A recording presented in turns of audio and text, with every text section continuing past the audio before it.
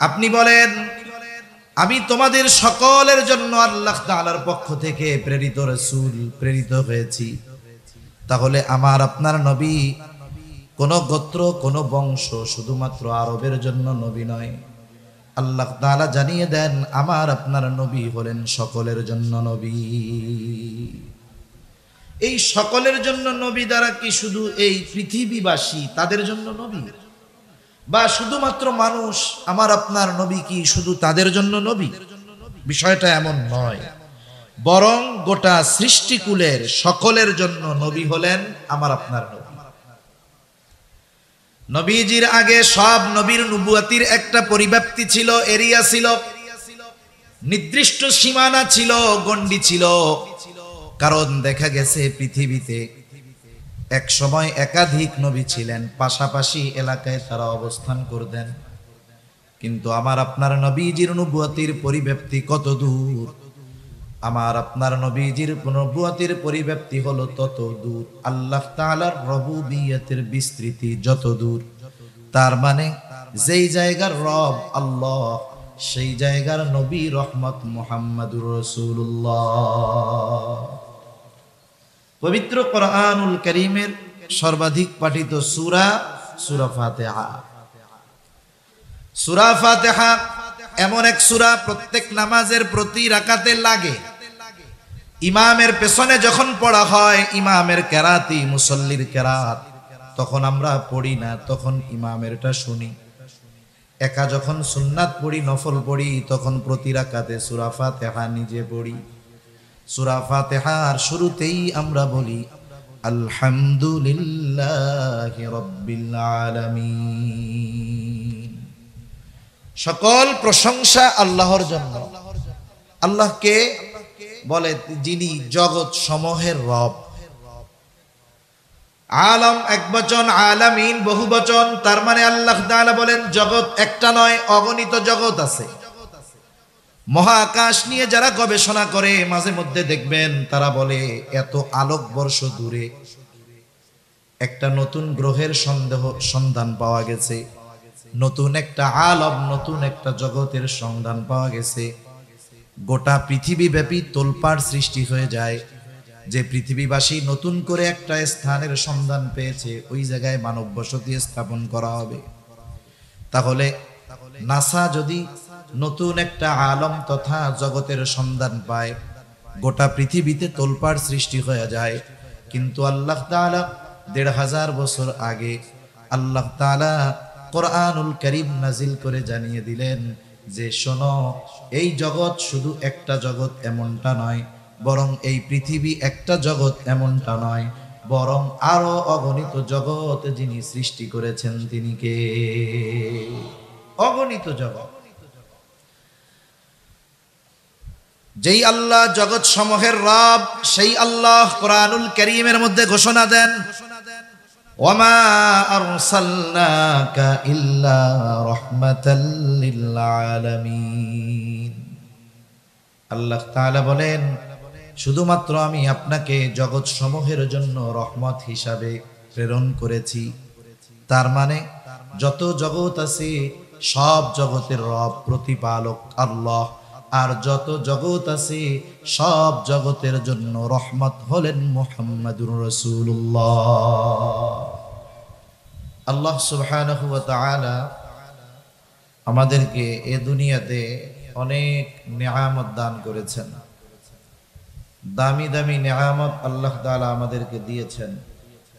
সাথে সাথে প্রতিনিয়ত আমরা আল্লাহ তাআলার অনুগ্রহের ভিতরে আছি, দয়ার ভিতরে আছি।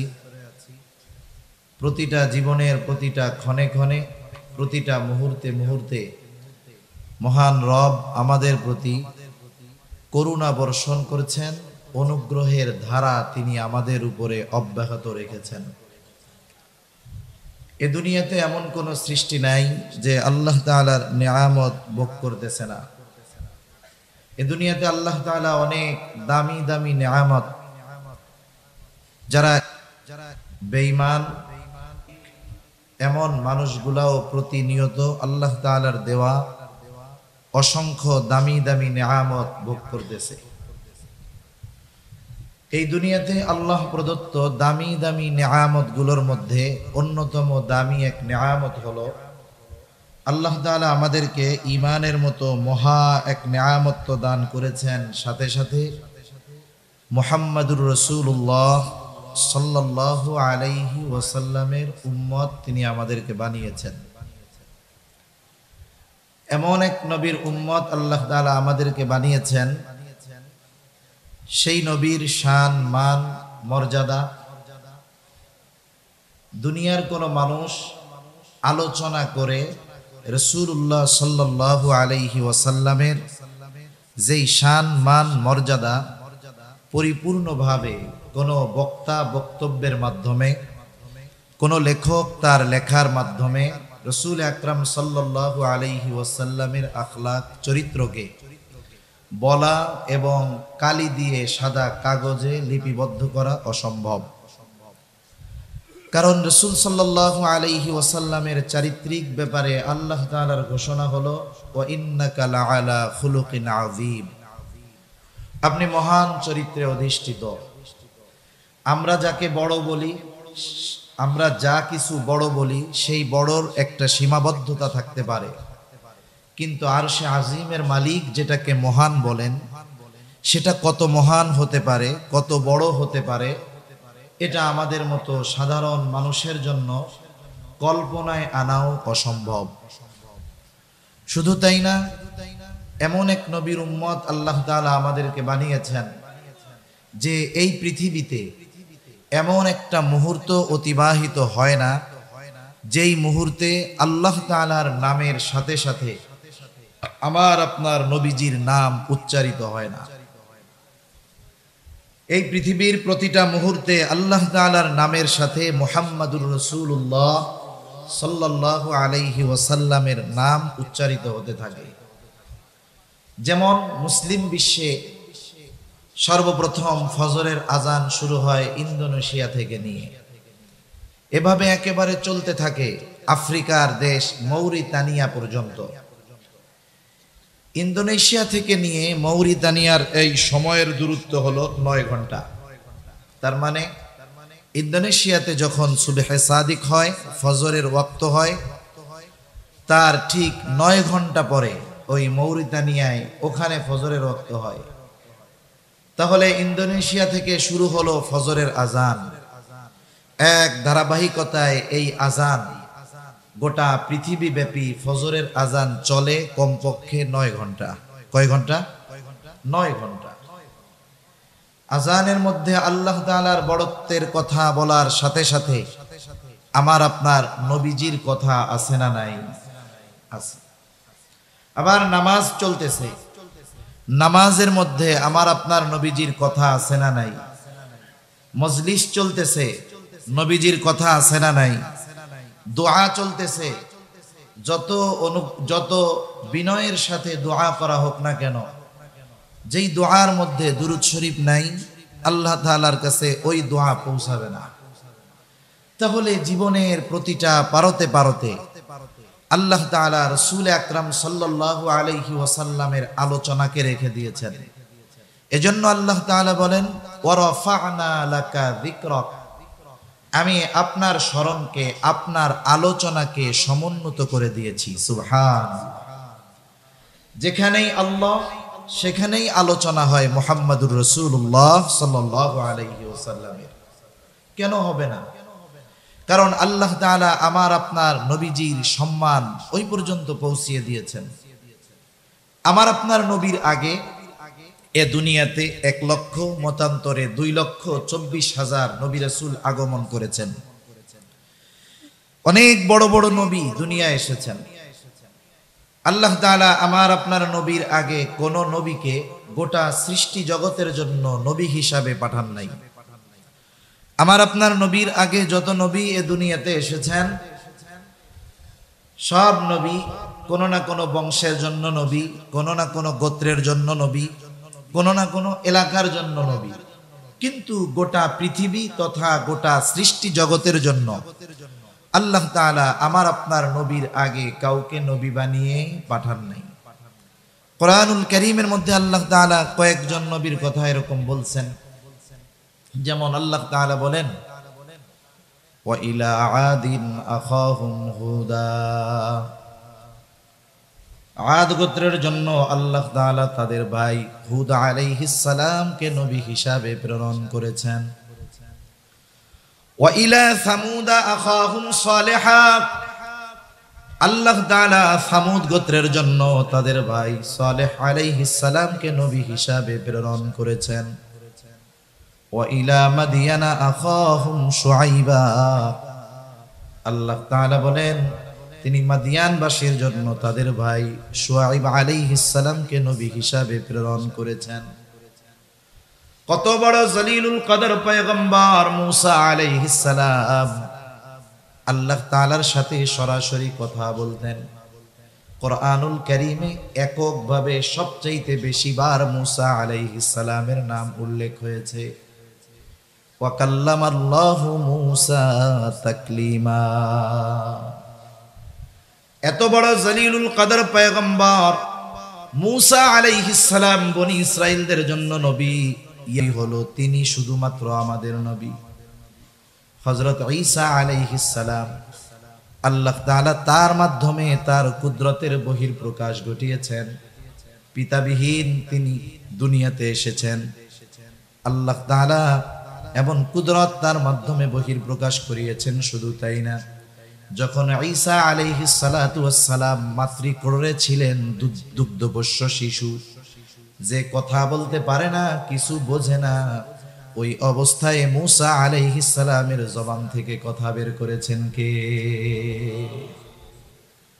আল্লাহ তাআলা মুসা ঈসা আলাইহিস সালামকে একেবারে সদ্য ভূমিষ্ঠ শিশু জবান খুলে দিয়েছে, মানুষের সামনে কথা বলছে।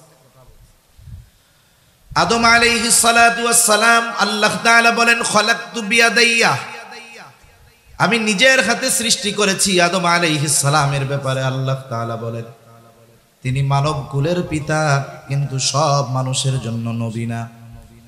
ইব্রাহিম আলাইহিস সালাতু ওয়াস সালাম কত জলিলুল কদর পয়গম্বর, তিনি আমাদের নাম রেখেছেন মুসলমান, মুসলিম মিল্লাতের পিতা তিনি।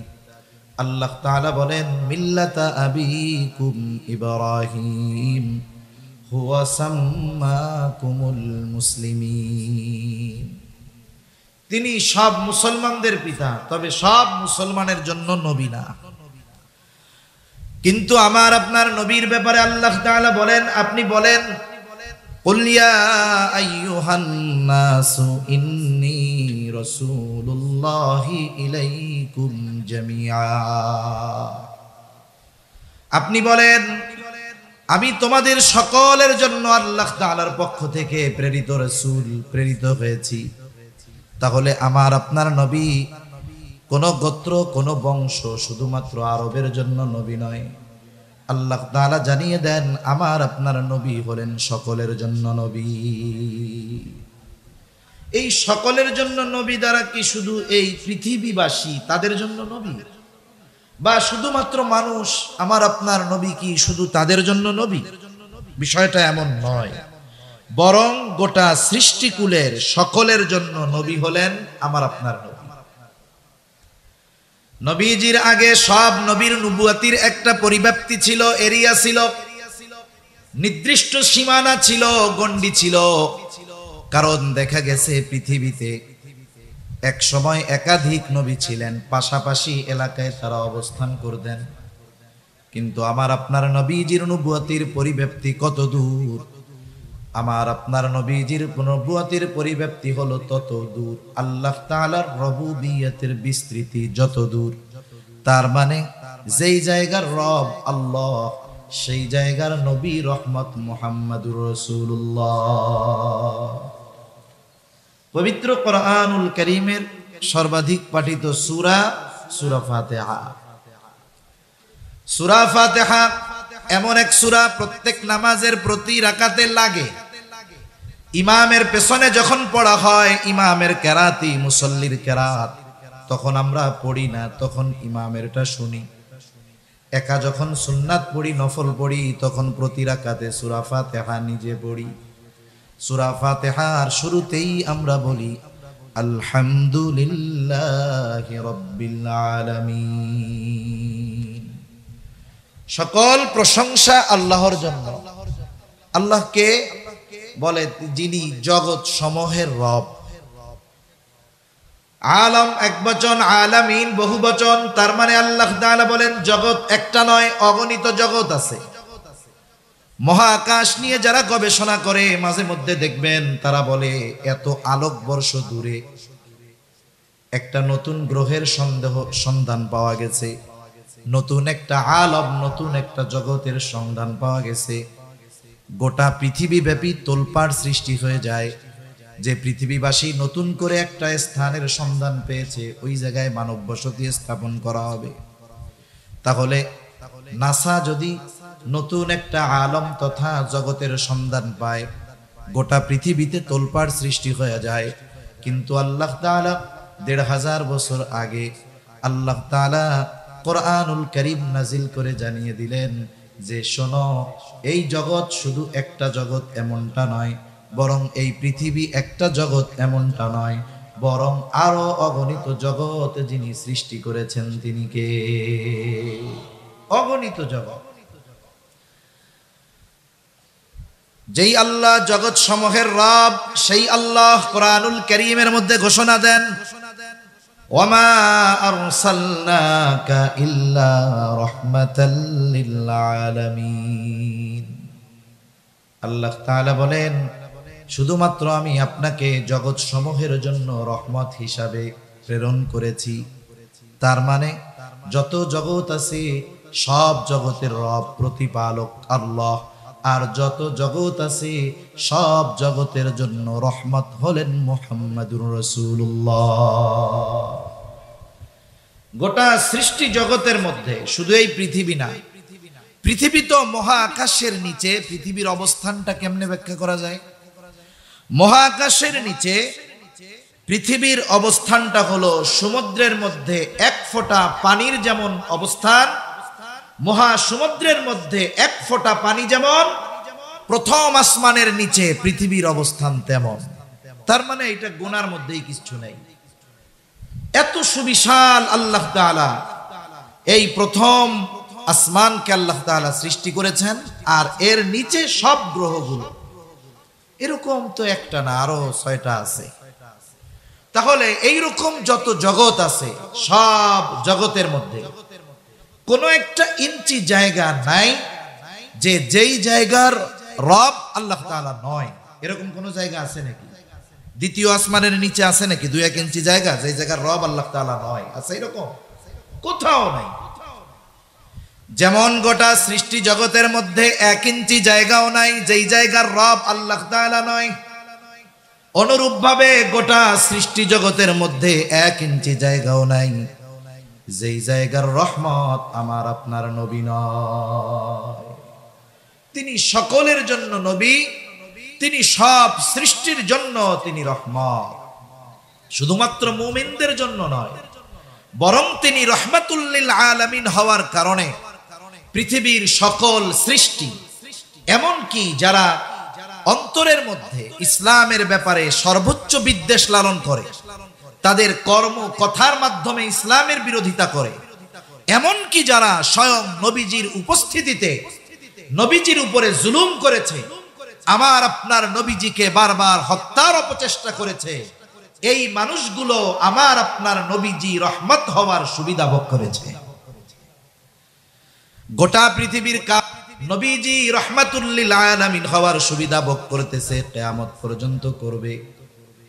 নবীর কারণেই তো আল্লাহ তাআলা যারা এদেরকে সমূলে ধ্বংস করে দিবেন না, এটা আল্লাহ তাআলার প্রতিশ্রুতি।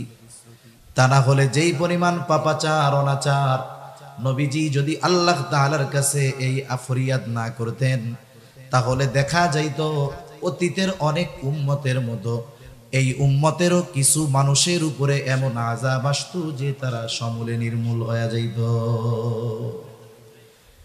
এজন্য আমার আপনার নবীর কারণে সমূলে নির্মূল করে দেওয়া হয় না। শুধু তাই না, আবু জেহেল, উতবা, সাইবা এরাও নবীজির কারণে বাইচা গেছে। আবু জেহেল একদিন নবীজির সামনে এসে নবীজিকে শুনিয়ে শুনিয়ে বলতেছে আল্লাহ, নবীজিকে শোনায়া আল্লাহ তাআলার কাছে দোয়া করে বলে, আল্লাহ সত্যই যদি আপনি এই কোরআন নাজিল করে থাকেন, তার মানে সত্যই যদি এই কোরআন আপনি মুহাম্মাদের উপরে নাজিল করে থাকেন, তাহলে আমাদেরকে পাথর বর্ষণ করেন অথবা যন্ত্রণাদায়ক শাস্তি দেন। আবু জেহেল নবীজিকে শুনিয়ে শুনিয়ে আযাব কামনার দোয়া করে কার কাছে? আল্লাহ তাআলার কাছে। বলেন তো, আল্লাহ তাআলার কাছে কোনো বান্দার যদি কিছু চাইতে মন চায়, আল্লাহ তাআলা মনে হয় মুখ দিয়া জোরে উচ্চারণ না করলে শুনতে পারে না, এমন নাকি? বরং কথা মুখে আনা লাগে না, হৃদয়ে যদি থাকে কোনো কথা, দুনিয়ার কেউ না জানলেও জানেন কে? আল্লাহ তাআলা জানেন।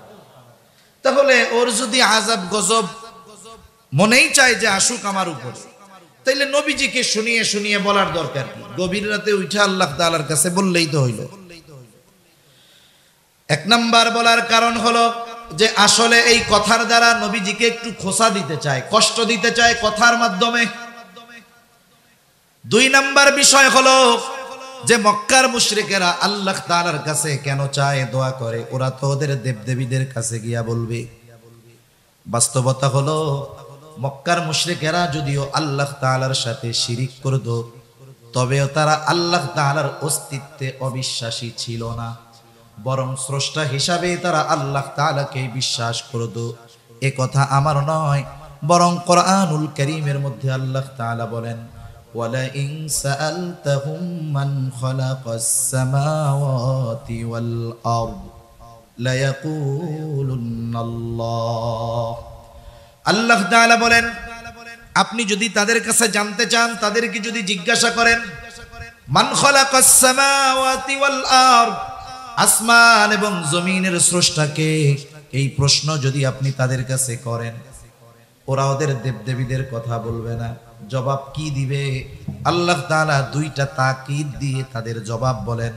আল্লাহ তাআলা বলেন, লায়াকুলুন্নাল্লাহ, আপনার এই প্রশ্নের জবাবে অবশ্যই অবশ্যই তারা বলবে আসমান এবং জমিনের স্রষ্টা হলেন আল্লাহ। নবী জিজ্ঞাসা করবেন কাফেরদের, আসমান জমিনের স্রষ্টাকে। কাফেররা জবাব কি দিবে? যে লাত মানাত উজ্জা না, বরং আল্লাহ তাআলা দুইটা তাকিদ সহকারে বলেন অবশ্যই অবশ্যই এরা বলবে আসমান জমিনের স্রষ্টা কে? আল্লাহ। আল্লাহ তাআলা এক জায়গায় বলেন, ওয়ালাইন সাআলতাহুম মান নাযালা মিনাস সামাই মাআন ফাআহইয়া বিহিল আরদা বা'দা মাউতিহা।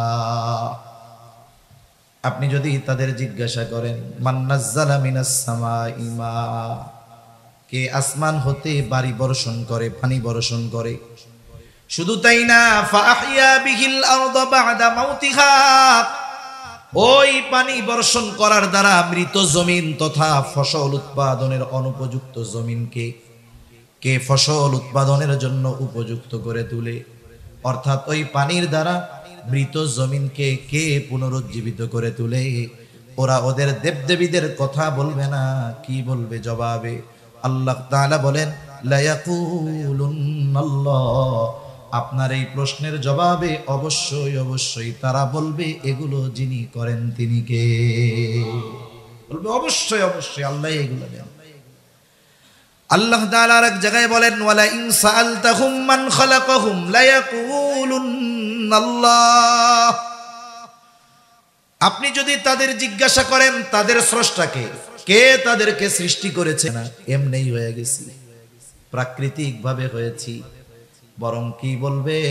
লায়াকুলুন্নাল্লাহ, অবশ্যই অবশ্যই আমাদের স্রষ্টা হলেন আল্লাহ।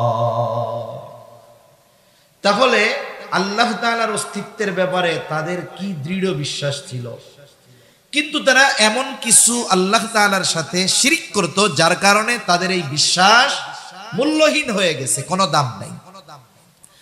আবার নবীজি এক জায়গায় বলেন, আবু জেহেল আল্লাহ তাআলার কাছে দোয়া করেছে, আল্লাহ তাআলা আবু জেহেলের দোয়াও কবুল করেছেন। বদরের দিন সকাল বেলায় আবু জেহেল আল্লাহ তাআলার কাছে দোয়া করে বলে, আল্লাহ, আজকে যারা হকের উপরে আছে, সত্যের উপরে আছে, আপনি তাদেরকে বিজয় দান করেন। নবীজি বলেন, আল্লাহ তাআলা আবু জেহেলের দোয়া কবুল করেছে। বদরের দিন যারা হকের উপরে ছিল, সত্যের উপরে ছিল, আল্লাহ তাআলা তাদেরকেই বিজয় দান করেছে। তাহলে নবীজিকে শুনিয়ে শুনিয়ে আল্লাহ তাআলার কাছে বলার উদ্দেশ্য হলো নবীজিকে কষ্ট দেওয়া। সে কেমন যেন নবীজিকে বলতে চায়, আসলে উপযুক্ত আমি ছিলাম, তা তোমার কাছে আল্লাহ তাআলা পাঠাইছে। ও কেমন যেন আল্লাহর কাছে বলে, আল্লাহ আমি কত প্রভাবশালী মানুষ, আমার পেছনে কত লোক আছে, আমার সম্পদের অভাব নাই, আমার মতো লোক থাকতে আপনি ওনার কাছে কোরআন নাজিল করলেন, এটা কেমন হইল? এর আগে আমারে পাথর মেরে শেষ করে দিলেন না কেন? অনেক মানুষ আছে আর একজনের সাথে তার শত্রুতার প্রয়োজন নাই, তার প্রতিবেশী, তার বন্ধু, তার পরিচিত জনের উন্নতি অগ্রগতি, তার প্রতি তার অন্তরে হিংসার বীজ বপন করে দেয়, অটোমেটিক শত্রু হয়ে যায়। হয় কি হয় না? অনেক সময় তো মানুষ অনেকের উন্নতি দেখা বলে, এই লোকটার এই অবস্থা হইল, আরে আল্লাহ এই লোকটা এরকম হইল, এই দৃশ্য দেখার আগে, এ কথা শোনার আগে আমি মরলাম না কেন? এরকম বলে না অনেকে? এগুলো কি খবর শুনলাম, এগুলো শোনার আগে মরলাম না কেন? এই যে বলতেছে মরলাম না কেন বা আমার মরণ হলো না কেন, এ টাইমে যদি আজরাইল এসে বলে যে তোমার তো মরতে মন চায়, তাহলে আমার সাথে চলো, ও কি মরতে চাইবে নাকি? বলবে ধুরু মিয়া, আমি কি মরতে চাইছি? এমনি এমনি কইছি। তার মানে চিন্তা করেন, পরশ্রী কাতরতা, হিংসা কেমন এক রোগ যে এটার কারণে অনেক সময় মানুষ নিজের মৃত্যুও কামনা করে। এজন্য বুজুর্গদের সোহবতে যাওয়া দরকার আমাদের, যাতে আমাদের এই অন্তরের রোগগুলো দূর হয়ে যায়। অন্তরের রোগ এটা জটিল এক জিনিস। যেমন পৃথিবীতে যত ভয়ানক রোগ আছে, মরণ ব্যাধি, দেখবেন এই মরণ ব্যাধি যে রোগগুলো, এই রোগগুলোর আলামত শরীরের বাহির অংশে প্রকাশ পায় খুব কম।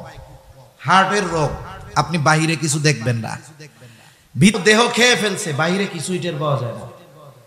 এই হিংসা হলো মানুষের ঈমান ধ্বংস করা, আমল ধ্বংস করার অন্যতম এক রোগ। এজন্য আল্লাহ তাআলার কাছে দোয়া করা, যারা এই রুহানি চিকিৎসক, অন্তর পরিশুদ্ধ করার চিকিৎসক, যারা হক্কানি বুজুর্গানে দ্বীনের সোহবতে গিয়ে আমাদের দিলগুলাওকে পরিষ্কার করা দরকার, ঠিক কিনা বলেন?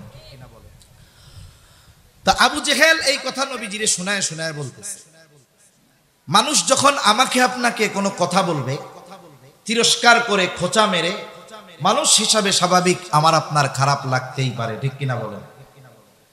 আবার অনেক সময় অনেক ভদ্র মানুষ আছে, মানুষ যদি তাকে তিরস্কার করে কিছু বলে চুপ করে থাকে। সবাই তো আর একরকম না। মনে করেন কতজন হুজুরদের বলে মোল্লা, মানুষের বাড়িতে খায়, এই করে সেই করে। দেখবেন কিছু মানুষ আছে শরীফ মানুষ, উনি খালি শুনে, কিছু বলে না, মাথা নিচু করে চলে আসে। আবার অনেক সময় অনেকে আছে যে তিনি খুব ভদ্র, সাথে আছে এক বন্ধু, এটা খুব চেতা। এখন ওই ভদ্র মানুষকে কেউ যদি তিরস্কার করে, সে যদিও কিছু না বলে, কিন্তু সাথে যে শক্তিশালী বন্ধু, সে চুপ করে বসে থাকে না, প্রতিবাদ করে বলে, মিয়া আমার বন্ধুটারে ভদ্র পাইছো, এই জন্য কিছু কও না, আমারে বইলা দেখতা, সাইজ করে দিতাম, ঠিক কিনা বলেন? জাহেল, মূর্খ, অজ্ঞ কোন ব্যক্তিকে উদ্দেশ্য করে কিছু বলে, আল্লাহর বান্দা চুপ করে থাকে, এটা তার দুর্বলতা নয়। অনেক সময় চুপ থাকা, জবাব না দেওয়া, এটাই বড় প্রতিবাদ, ঠিক কিনা? এজন্য রহমানের বান্দাদের যত গুণাবলী আছে, এর মধ্যে একটা গুণ আল্লাহ তাআলা বলেন, ওয়াইদা খাতাবাহুমুল জাহিলুনা ক্বালু সালামা। আবু জেহেল নবীজিকে শোনায় শোনায় কথা বলে, নবীজি কিছু বলেন না, কিন্তু আবু জেহেল যে আমার আপনার নবীকে কষ্ট দিতে চায়, যে কথাগুলো বলতেছে, আল্লাহ তাআলা শুনেন কি শুনেন না? নবী ঠিক কিছুই বলেন নাই, কিন্তু আল্লাহ তাআলা জবাব পাঠায় দিলেন আমার আপনার নবীর জবান দিয়ে। আল্লাহ তাআলা বলেন, হাবিব, আসলে ওরা যা বলে, ওরা যা করে, ওরা যে শাস্তি কামনা করে, তার চাইতে কঠিন বিষয়ের উপযুক্ত দ্বারা, কিন্তু শাস্তির উপযুক্ত হওয়ার পরেও কেন আমি শাস্তি দেই না, শুইনা নেন। আল্লাহ তাআলা বলেন, ওয়ামা কানাল্লাহু লিয়ুআযযিবাহুম ওয়া আনতা ফীহিম। শাস্তি দেই না কেন? এটা আপনার সম্মানার্থে। আপনি যতক্ষণ তাদের মধ্যে আছেন, শুধুমাত্র আপনার সম্মানার্থে আমি তাদেরকে আযাব দেই না। তাহলে আবু জেহেল, উতবা, সায়েবা সহ এরা শাস্তির উপযুক্ত, শাস্তি পাওয়ার মতো কথা কাজ সবকিছু করার পরেও আল্লাহ তাআলা আযাব কেন দেন নাই? বলে আপনি আছেন এই জন্য দেই নাই। কেন দেই নাই? বলে আপনি তো রাহমাতুল লিল আলামিন, আপনি এই পৃথিবীতে আছেন আর শাস্তি দেব, আযাব দিব, এটা হতে পারে না, কারণ আযাব আর রহমত একসাথে থাকতে পারে না। এজন্য অতীতে যত নবীর উম্মতদেরকে আল্লাহ তাআলা শাস্তি দিয়েছেন, এমনটা কখনো হয় নাই আল্লাহ আযাব দিয়েছেন আর ওই জায়গায় ওই নবী উপস্থিত আছে, এমনটা হয় নাই। আগে আল্লাহ তাআলা ওই নবীকে তার নবুয়তির এরিয়ার বাইরে নিরাপদে সরায় নিছেন, এরপরে আল্লাহ তাআলা আযাব দিয়েছেন। তাহলে আদ গোত্রের নবী হুদ আলাইহিস সালাম, আল্লাহ শাস্তি দিতে চাইলেন, হুদ নবীকে সরায় নিলেন। ইউনুস আলাইহিস সালাম যেই জায়গার নবী সরায় নিলেন, শুআইব আলাইহিস সালামকে সরায় নিলেন, সালেহ আলাইহিস সালামকে সরায় নিলেন। উনি ওনার নবুয়তির এরিয়ার বাইরে চলে গেল। বলেন তো আমার আপনার নবীকে কোথায় সরায় নিবে?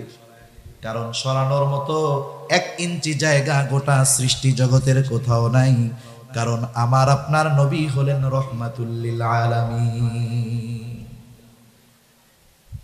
আমার আপনার নবীর সম্মানার্থে কাফেররা শাস্তি পায় নাই নগদে, নাইলে ওরা যা করছে শাস্তির উপযুক্ত ছিল। তাহলে যে কথা থেকে গেলাম, নবীজি রহমাতুল লিল আলামিন হওয়ার এই সুবিধা শুধু মুমিনরা ভোগ করে তা নয়, কাফেররাও ভোগ করতেছে, ঠিক কিনা বলেন?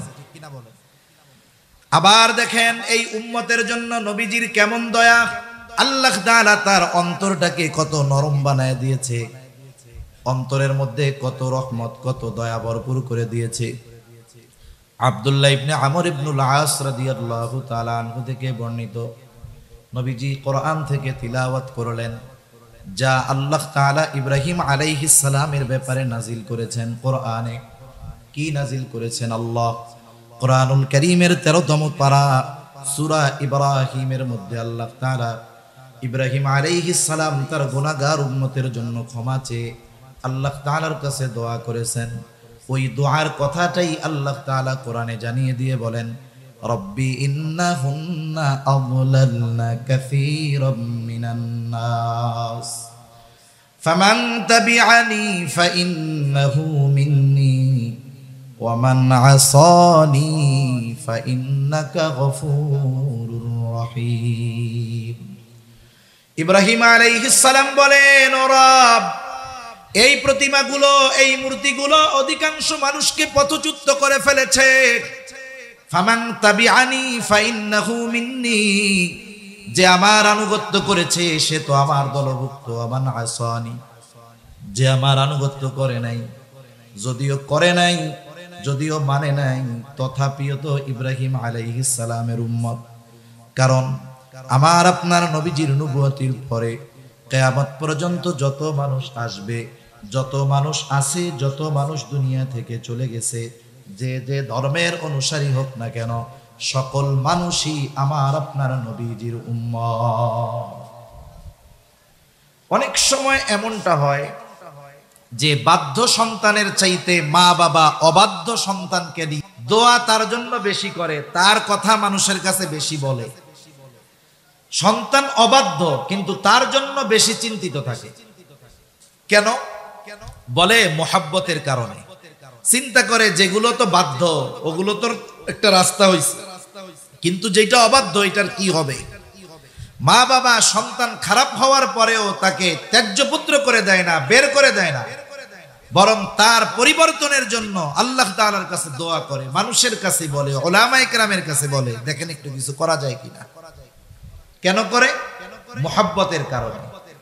বলেন তো মা বাপ সন্তানকে যত মোহাব্বত করে তার চাইতে নবী তার উম্মতকে মোহাব্বত কম করে না বেশি করে?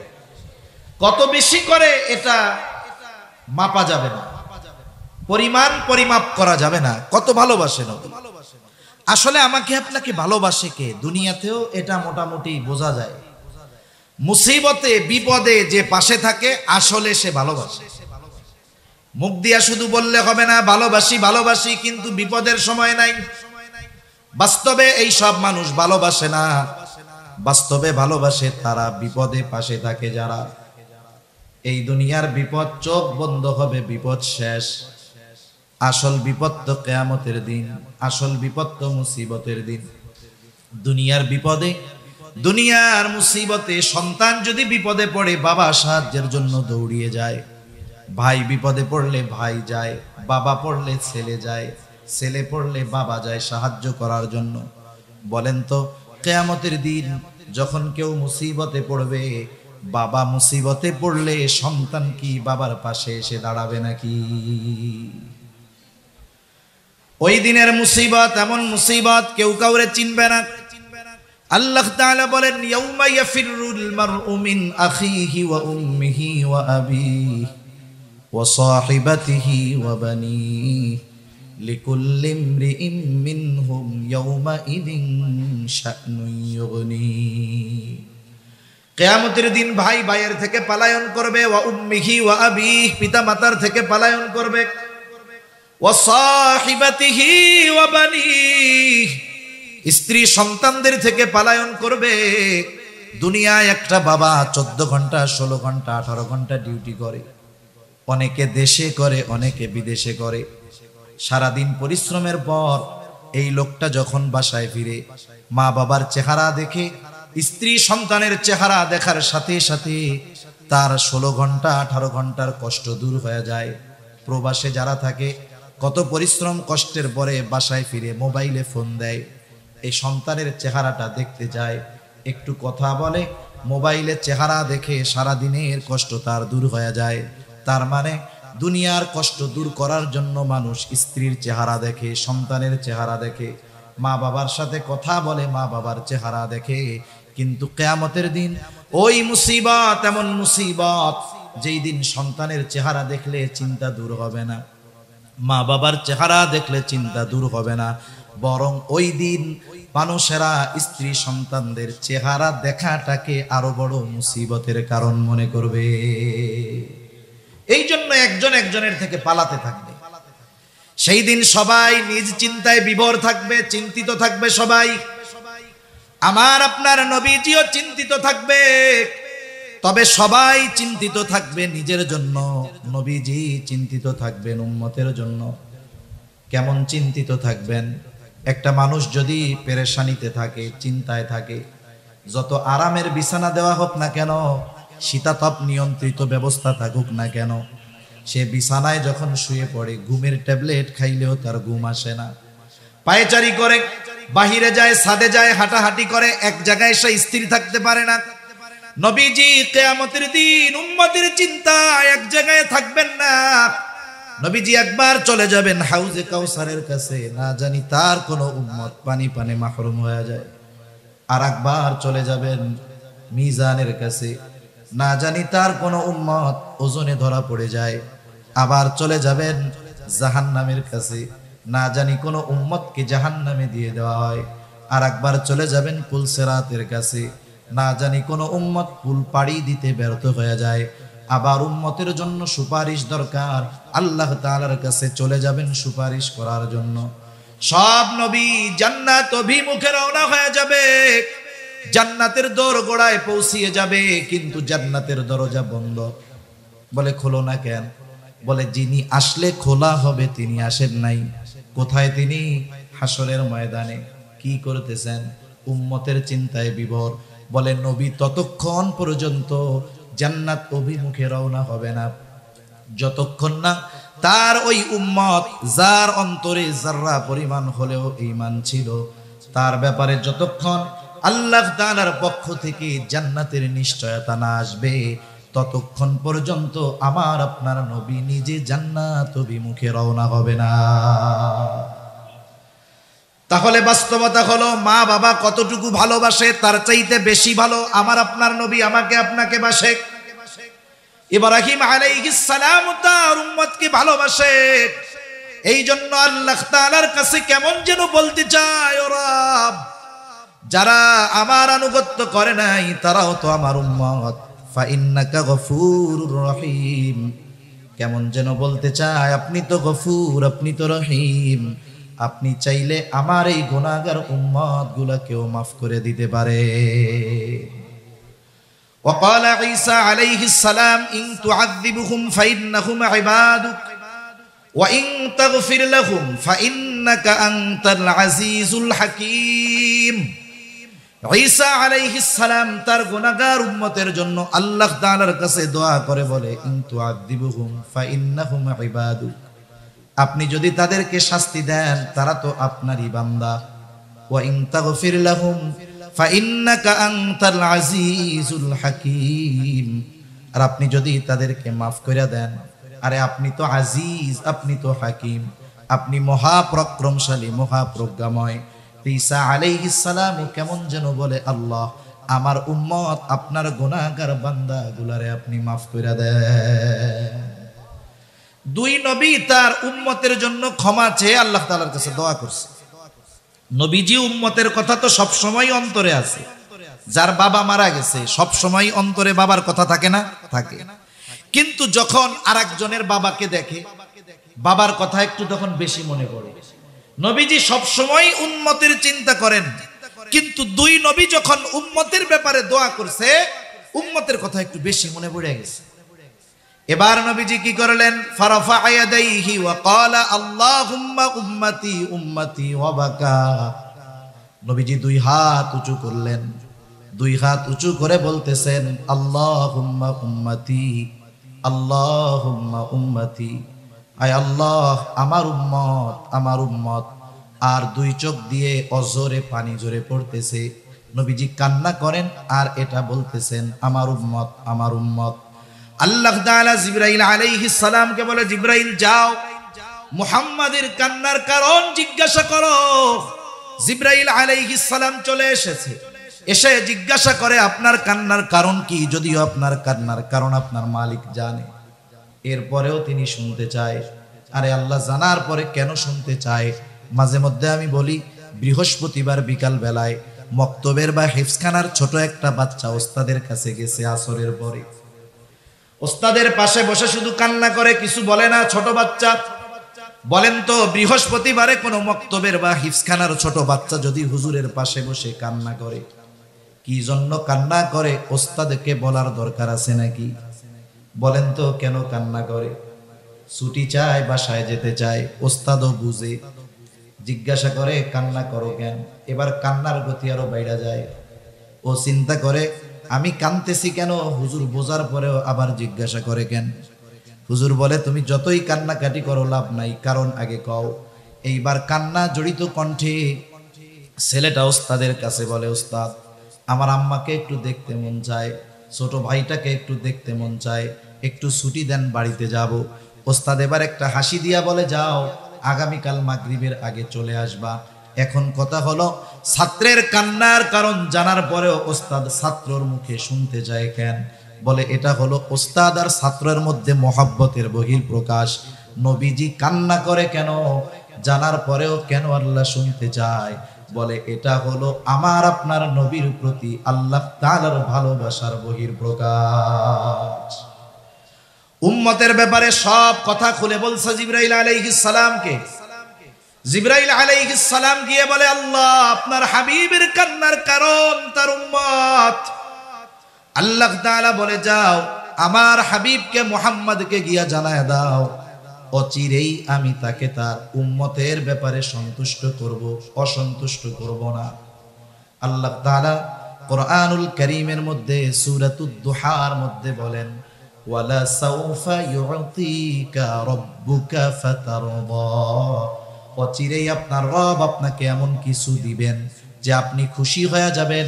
এই আয়াতের তাফসীরে এই হাদিসটা আসছে। আর এর জবাবে নবী বলেন, আমি ততক্ষণ পর্যন্ত খুশি হব না যতক্ষণ আমার সব উম্মতকে আল্লাহ মাফ করবে না। তাহলে নবীজির প্রতি আমাদের প্রতি নবীজির ভালোবাসা কেমন, এটা বোঝার জন্য দুনিয়ার কোন মানুষের স্বাক্ষর দরকার নাই। আরো অনেক হাদিস উপমা দেওয়া যাবে, অল্প সময়ের মধ্যে শুধু আল্লাহ তাআলার কথাটা বইলা শেষ করে দেই। কারণ দুনিয়ার অনেক মানুষ আছে, হাজার মানুষের বিপরীতে একজনের কথাকে গ্রহণযোগ্য ধরা হয়, হাজার মানুষ একদিকে আর এক ব্যক্তি একদিকে, ঠিক কিনা বলেন? আল্লাহ রাব্বুল আলামিন স্বয়ং নিজে জানিয়ে দেন নবীজির আমাদের প্রতি কত মায়া, কত দয়া, কত মোহাব্বত, কত ভালোবাসা।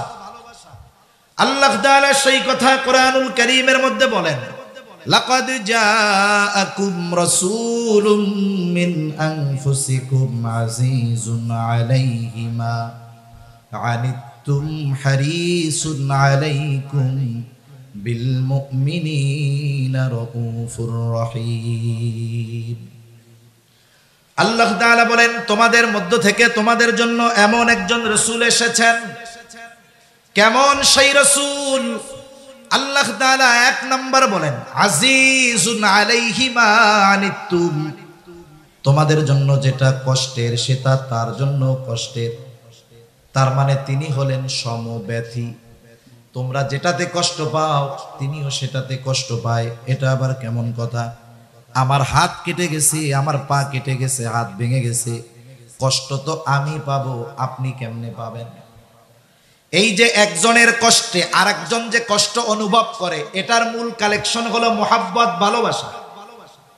মনে করেন একজনের ছোট বাচ্চা 2 বছর 3 বছর বয়স, 2 বছরের বাচ্চা গভীর রাত প্রচন্ড জ্বরাক্রান্ত, এতটা জ্বর গা ফেটে যায়, চোখগুলো টলমল করতেছে পানিতে, জ্বরের যন্ত্রণায় কষ্টে ছোট বাচ্চার জবান দিয়ে কষ্টের আওয়াজ বের হচ্ছে, আহ।